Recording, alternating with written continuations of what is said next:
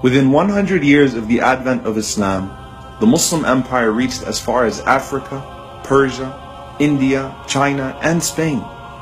The civilization of Islam could not have come into being, let alone prosper, with tribal and cultural prejudices in place. And it was the power of the call of the Prophet, peace be upon him, that allowed for a peaceful coexistence in so many parts of the world under the banner of Islam. The historian H.R. Gibb wrote, "No other society has such a record of success, uniting in an equality of status, of opportunity, and of endeavors so many and so various races of mankind. Islam has still the power to reconcile apparently irreconcilable elements of race and tradition." That change, however, didn't come overnight. Rather, it was the culmination of the Prophet, peace be upon him's lifelong effort to abolish tribalism, racism, and classism at every level. Not only did he free slaves, but he honored them and took them to the most noble families of his society, proposing marriage on their behalf. And in less than 2 decades, he succeeded in honoring men and women with authority that had spent their whole lives being disgraced by those who held it before them. This was 1400 years ago in the desert of Arabia. A far different world than the one we live in today, but in many ways more progressive than ours. And let's face it, we have a lot to learn from them. Because even though we've made much progress over the years, racism still rears its ugly head in today's world far too often. And it's our job to ensure that when it does, we stand firmly against it. Abraham Lincoln said, "Those who deny freedom to others deserve it not for themselves." The Civil War was fought in this country only 150 years ago, as slaves scurrying for freedom were even then pushed to the front lines of battle to die. Though behind the political agendas, few people actually care for them. Brave men and women still managed to stand up and challenge the oppression of man. But breaking the mental shackles wasn't easy. As Harriet Tubman said, "I freed 1,000 slaves, but could have freed 1,000 more if only they knew they were slaves." Nelson Mandela said, "There is no easy walk to freedom anywhere. It requires one not only to be driven to better his own conditions, but to be courageous enough to demand that every man and woman be treated with an equal amount of respect and dignity."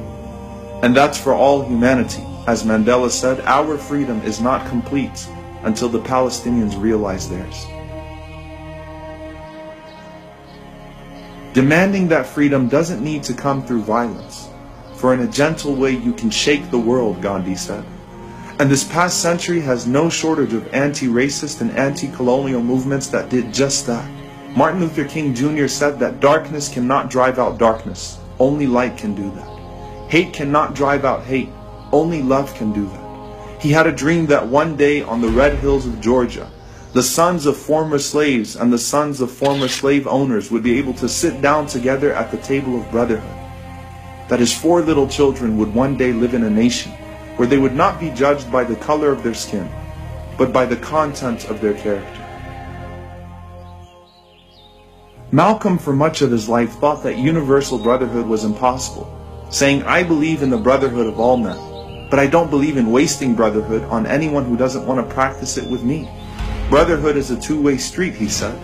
But when he went on his Hajj pilgrimage to Mecca, he came to the realization that through the universal call of the Prophet, peace be upon him, all people could be united as one. America needs to understand Islam, because this is the one religion that erases from its society the race problem. Throughout my travels in the Muslim world, I have met, talked to, even eaten with people who in America would have been considered white, but the white attitude had been removed from their minds by the religion of Islam.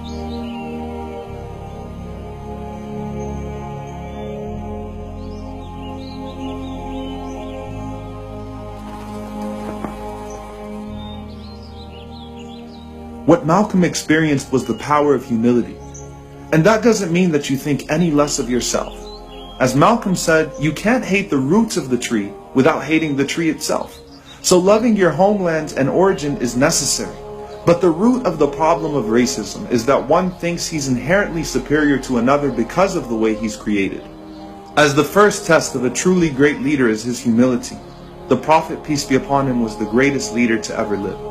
For despite his being of the most noble lineage, his rising to become head of state, and the devotion he gained from his followers that no king or ruler had ever experienced, He still chose to live in a humble home, sleep on a straw mat, wear the same clothes, and sit at the same level as his followers, to the extent that a foreign emissary wouldn't be able to tell him apart from his companions.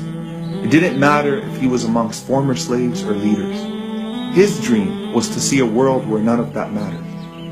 To realize the dream of Rasulullah, we have to question our own prejudices and take concrete steps to end discrimination at every level. It's easy to read, lecture, and speak about racial equality, but far harder to implement in our daily lives.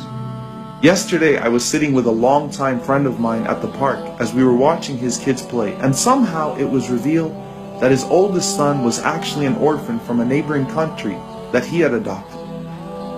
I told him I had no idea, and that I admired how he'd always treated him just as well as his other son.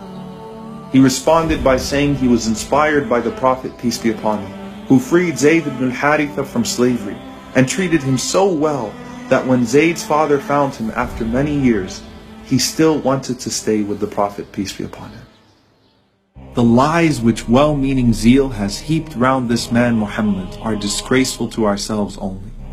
How one man single-handedly could weld warring tribes and wandering Bedouins into a most powerful and civilized nation in less than 2 decades. A silent great soul, one of that who cannot but be earnest. He was to kindle the world. The world's maker had ordered so. Sallallahu alayka ya Rasulullah.